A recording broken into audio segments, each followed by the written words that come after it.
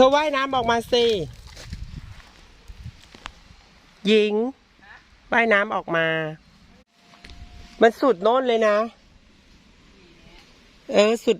โน่นมันยาวไปจนถึงโน่นยาวไปจนถึงนครพนมนน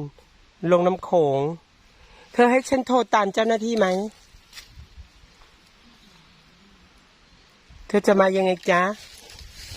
มันลึกมากเลยนะหญิงโอ้โหลึกมากหญิงท่วมหัวแล้วหญิงสงสัยเธอจะไม่ได้กลับกับฉันแล้วแหละเธอรออยู่นี่นะเขาได้เหตุการณ์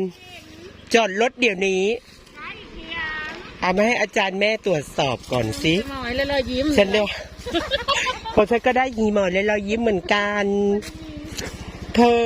ตะโคกไหนอุ้ยฉันก็ว่าฉันหีหมอยแล้วเธอหีเธอได้หีหมอยยิ่งกว่าฉันอีกแต่ก็ได้แคลงเนาะแคลงนี้ก็จะไปป่นใส่กับฉันก็อยู่ในนี่แหละกะได้หาเพื่อนสาวฮะเพื่อนสาวเธอได้อะไรเพื่อนสาวกะหาทางออกสันว่าสันสิไปบอกกูซีบันโพนอยู่ฮะสันใครกว่าอยู่อันนี้ได้กี่ดอกอันนี้ได้4 ดอก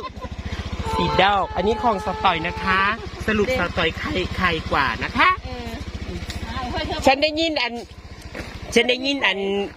คุณหมอโรงพยาบาลคุณหมอตุ้มว่าไหนได้หวยแฮ2 รอบ 3 รอบเมื่อกูสิไปโรงพยาบาลอยู่ไปจัดการหัวคุณหมออยู่บังอาจฮะไม่ได้ไปแล้วแต่ตัวเอาอยู่นี่แล้วกัน